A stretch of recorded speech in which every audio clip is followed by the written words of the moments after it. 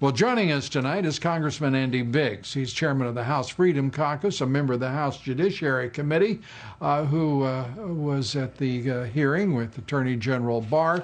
First of all, great to have you with us, Congressman. Let's start with finding out that a member of the Bush family is doing business with the Chinese on a level that I find outrageous. Hunter Biden, the same situation, and in fact, it's corruption. It is driven by the trading on their fathers and, in one instance, brothers standing as a public servant. It's outrageous. It's sickening that it's permitted. Your thoughts? Yeah, I agree with you, Lou. I look back. The reason China is economically viable and strong today, they have this advanced rocket telemetry, deep water navy, and middle class. And stealing our intellectual property is a direct result of the Washington elite establishment that has been in place for 20-some-odd years, dealing with the Chinese and giving them this information and these opportunities. That's a huge problem, and this is just one more example of that. Yeah, and don't leave out the people who fund their corruption. Yes. That is, of course, K Street, the Chamber of Commerce, the Business Roundtable, representing the interest and pleasures of this of the big business establishment, and of course Wall Street, with sloshing fortunes around in pursuit of further profit. It's disgusting. It's appalling.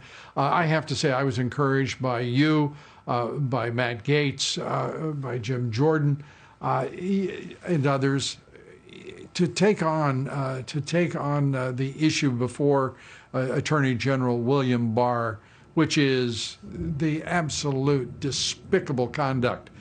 It is as if every Democratic district in the country sends the biggest lowlifes and liars that they can find in their communities to represent them.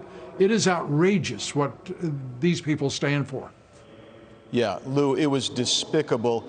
And, you had everything from a Barbara Boxer moment where you had a member saying, I can't believe you would treat a member of Congress with such lack of respect, after they just pummeled this guy, wouldn't let him answer questions, maltreated him, misrepresented him. And it was quite frankly, it was an old style, Soviet style of hearing. And it was reprehensible. And we're in there trying to allow him to make opportunities to respond to them. They didn't want that. Bill Barr sat there stoically and patiently, and when he asked for a bathroom break, you had Jerry Nadler didn't want to give him the bathroom break. They'd ask him a question, and they would not give him a minute to even answer the question. They would say, we're going to reclaim our time, that is not the usual method of doing that. I have to tell you, I watched that. You know what my takeaway was, though?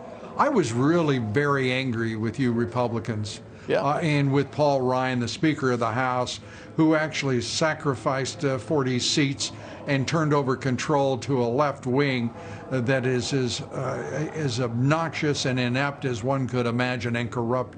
This is disgusting. What the Republican Party did to good people like Attorney General Barr.